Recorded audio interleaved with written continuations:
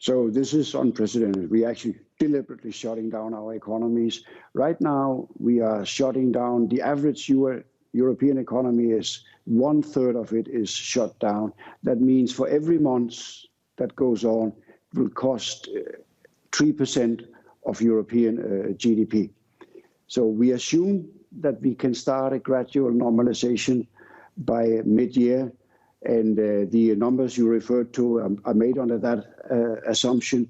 But if we cannot start a gradual normalization by mid-year, if, for instance, there will be occasionally renewed shutdown, partially or fully like now, until a vaccine has been found or an effective treatment, then of course it gets much worse. Could of course also be better, but given where we are in the calendar, you will understand why I'm more concerned about this being worse than better than our assumptions, relative to our assumption about a normalization from mid-year.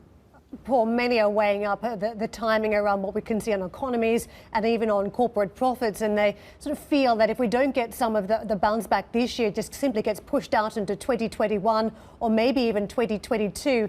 Is that right when we think about economies? If we stay in a lower for longer phase, does the growth come back later, or does it simply not come back at all?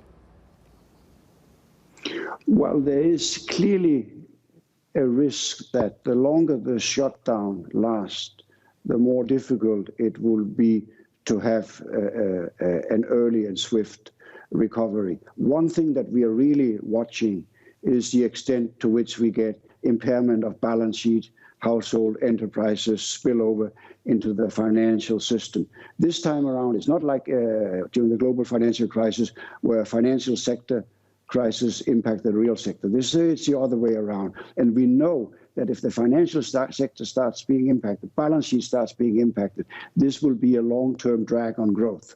And we could have much more significant long-run cost of the crisis. One important, very welcome aspect of the policy reaction, the forceful policy reaction, ensuring that people's incomes are negative impact on incomes are limited, that enterprises' liquidity is preserved. That will help mitigate the balance sheet effects. And I think that's another important aspect of the forceful policy reaction, that hopeful will allow us to have a swifter recovery once it's over. Hi, I'm Joanna Bersecci, and thank you for watching. You can check out more of our videos by clicking on the boxes on the screen. And don't forget to subscribe to our channel for more from CNBC International. Thank you for watching.